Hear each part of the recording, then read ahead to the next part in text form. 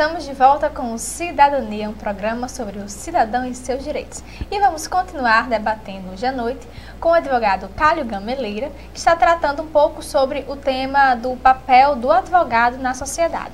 E para continuar aqui o nosso debate, nós gostaríamos de formular a questão, uma questão que é até muito polêmica, né? A sociedade diverge muito quanto ao tema, que são os direitos humanos. Né? Muita gente acha que os direitos humanos só servem para defender o bandido da sociedade ou da polícia. Como o senhor vê essa questão?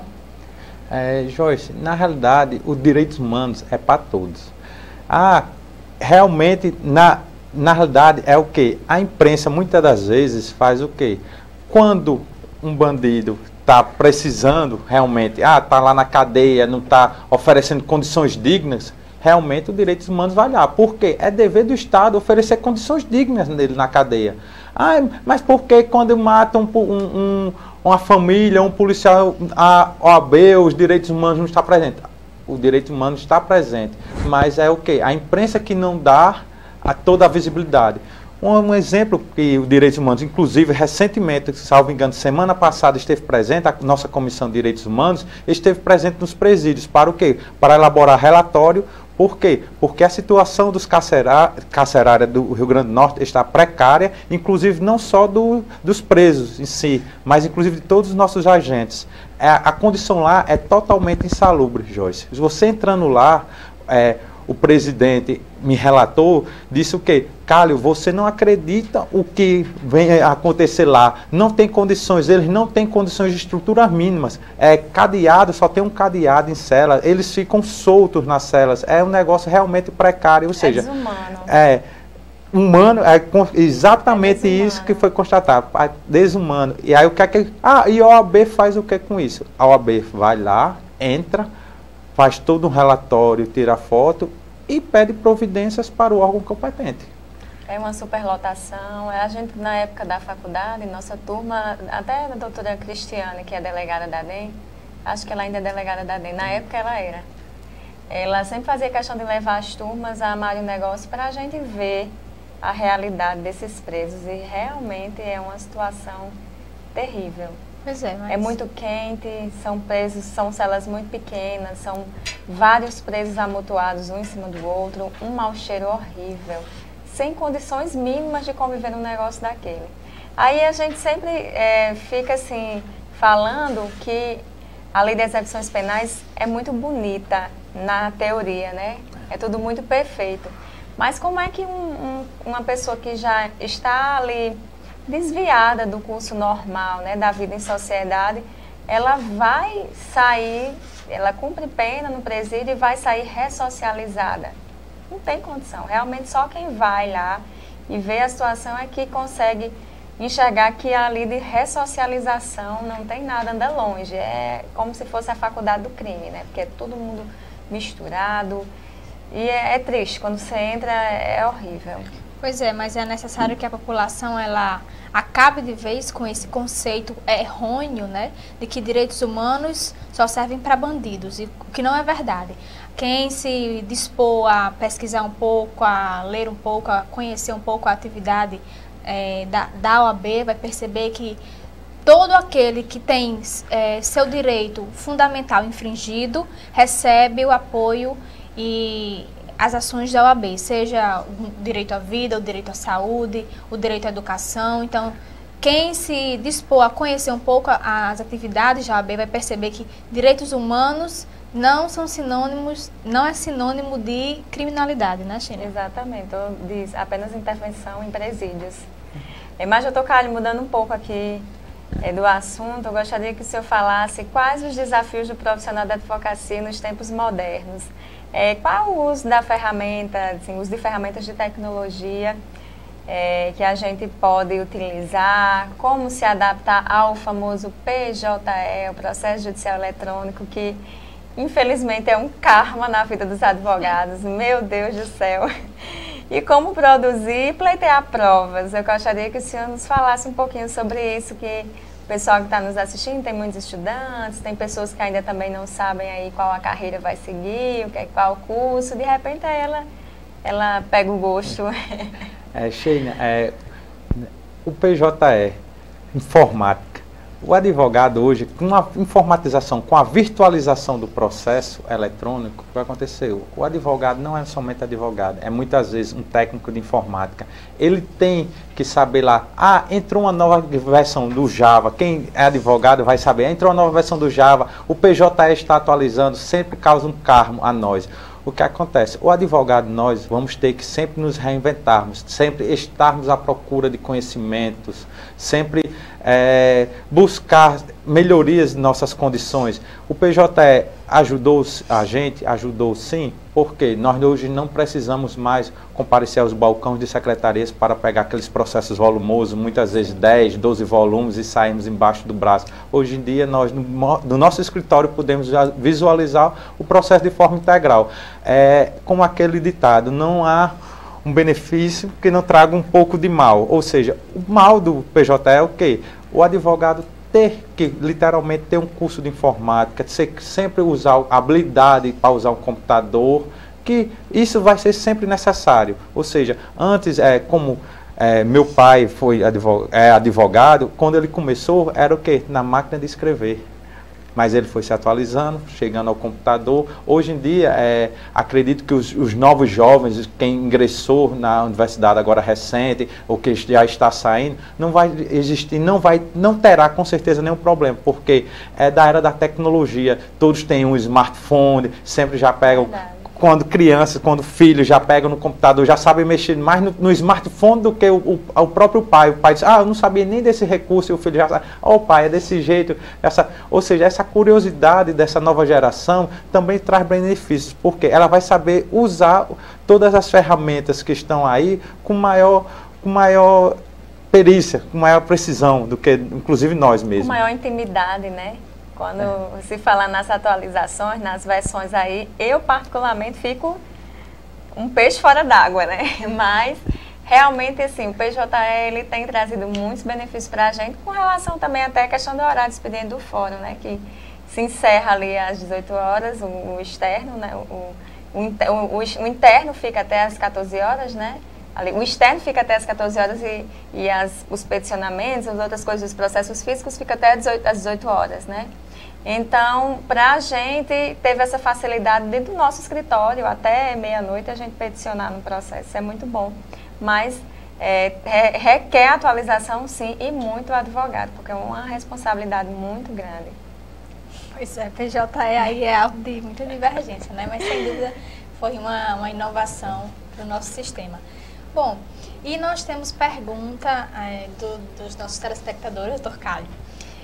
Ciro Bezerra, ele quer saber por que o advogado defende o político corrupto. Ele se questiona, não era para deixar ser condenado? Ciro, obrigado pela sua pergunta. Ciro, o advogado defende o político corrupto por quê? Em razão de ter que ser garantido um princípio mais fundamental a ele. Ou seja, o contraditório é ampla defesa. Aí você diz, e se ele não apresentar defesa? O processo é nulo. O processo, ou seja, terá entraves também. Por quê? Porque será nomeado um defensor dativo para defendê-lo, ou seja, tudo, há um sistema, tudo por trás, ele vai defender, não é para dizer, se ele é corrupto ou não, muitas das vezes para amenizar uma possível pena, para dizer, eu fiz, mas não foi como eu estou sendo acusado, eu fiz a metade disso aqui, ou seja, para amenizar uma possível pena, para ver se a denúncia realmente ela foi realizada de forma correta, se obedeceu todos os trâmites da investigação, para ver se foram garantidos esses pequenos detalhes que esses pormenores que passam antes da denúncia, né? Para ver se realmente o que o Ministério Público aponta tem fundamento, tem provas, não pode ser apenas em hipóteses, né? O advogado, ele é essencial para isso. Muitas vezes há vícios, como o doutor falou, muitas vezes não é necessariamente o que o Ministério Público aponta, e aí o advogado entra na defesa, garantindo sempre a ampla defesa do contraditório, que deve ser preservado em qualquer processo, independente de ser um político, de ser uma pessoa que cometeu um homicídio, também num cível. Todas as áreas a gente tem que ter respeitado as garantias mínimas, né? Até porque nós temos uma legislação, né? E nós temos que prezar pela legislação, nós temos que cumprir as leis, né? Então, não é assim, o devido processo legal, né? Garantir que haja o cumprimento dessas normas é uma garantia para quem está sendo acusado, mas principalmente para a sociedade, né? Exato. Doutor Cálio, Cláudia Oliveira pergunta aqui: como o cidadão pode efetivamente colaborar com essa campanha? Acho que a gente já até falou, mas o senhor pode responder a nossa telespectadora. Obrigada, Cláudia. Cláudia Oliveira, não é isso? Cláudia, como é que pode? Você tem que ter em mente que você sempre tem que fiscalizar. Se você está vendo uma pessoa ali tendo o seu voto comprado, por exemplo, você tente denunciar, tente fotografar. Se você está vendo aquela estrutura que, digamos, que foge da realidade ali, digamos, os palanques, como diziam, hollywoodianos, você tem que sempre denunciar, não condiz. Se você viu que aquela pessoa foi como doadora da campanha e ela não tem condições de se fazer como doadora, ou seja, você faça a denúncia, diga, você não é doadora, ou seja, nós também temos a previsão de que, juntamente com o Movimento de Combate à Corrupção e a Confederação dos Bispos, de distribuirmos cartilhas, orientamos alguns passos que devem ser seguidos para o quê? Para que não haja isso, que haja o combate veementemente à corrupção, porque, infelizmente, a corrupção está... Teve alguns entrevistados, algumas entrevistas que sempre é um câncer que está em metástase, infelizmente. Ou seja, mas nós temos que lutar para estancar, porque senão vai tomar conta de todos nós e nós não podemos permitir isso. Fugir do nosso controle. Doutor Cálio, para finalizar, nós temos uma outra pergunta, que é da nossa telespectadora Fátima Bezerra, do Nova Betânia. Ela quer saber, agora ela faz uma pergunta mais técnica. Ela quer saber qual a primeira impressão acerca do novo Código de Ética da OAB. Quais as principais mudanças, de uma forma bem concisa? O Código de Ética veio principalmente, Fátima Bezerra, para... Existia principalmente o quê? Houve muita mudança de marketing. O advogado não poderia fazer marketing. Hoje agora já vai ser permitido o marketing, por exemplo, por meio do site, do próprio escritório, essas coisas. Ou seja, o marketing nós não podemos, nós temos que ter consciência como advogado. Eu expliquei, inclusive, para os possíveis novos advogados, que nós, como os advogados, não podemos estar distribuindo panfleto no meio da rua. Isso é proibido no nosso Código de Ética. Mas também era proibido tudo. Ou seja, não abrangia as novas tecnologias, mídias sociais, ou seja, o poder e o dever de informação que o advogado tem. Ou seja, com o novo código já está sendo permitido, ou seja, a informação, aquele informativo do advogado acerca de determinado assunto, o informativo no site do escritório, por exemplo, no site do escritório, no próprio site pessoal do advogado. Ou seja, e o advogado, o Código de Ética está o quê? Para ser ali respeitado e cumprido e fiscalizado pela OAB. E também mais atual, né?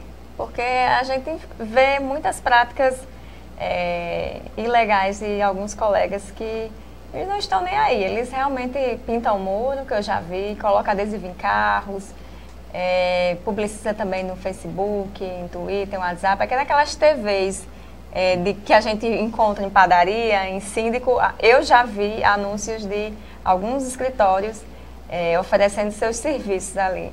E assim, eu acredito que veio para normatizar umas coisas que já estavam desatualizadas, né? Nós temos muitas ferramentas agora que podemos até utilizar de informação, né, para o cidadão de casa. Doutora Sheina, com certeza, essas pessoas que cometem essas infrações éticas, você pode ter certeza, havendo a denúncia, a OAB investigará, havendo sendo consistência, inclusive punirá. Não, eu já fiz denúncia. Inclusive, pode ter certeza que uma das principais bandeiras nossas é o quê?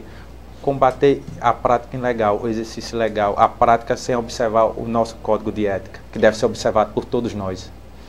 Doutor Cálio, e já que nós estamos tratando, né, sobre a questão da corrupção, né, e o senhor como advogado, né, atuante, né, nesses movimentos, né, aqui na nossa cidade, nós gostaríamos de saber agora uma opinião, não do profissional, mas uma opinião pessoal do senhor como cidadão. Você acha que realmente é possível construir um país melhor, mais justo e mais livre de tanta corrupção?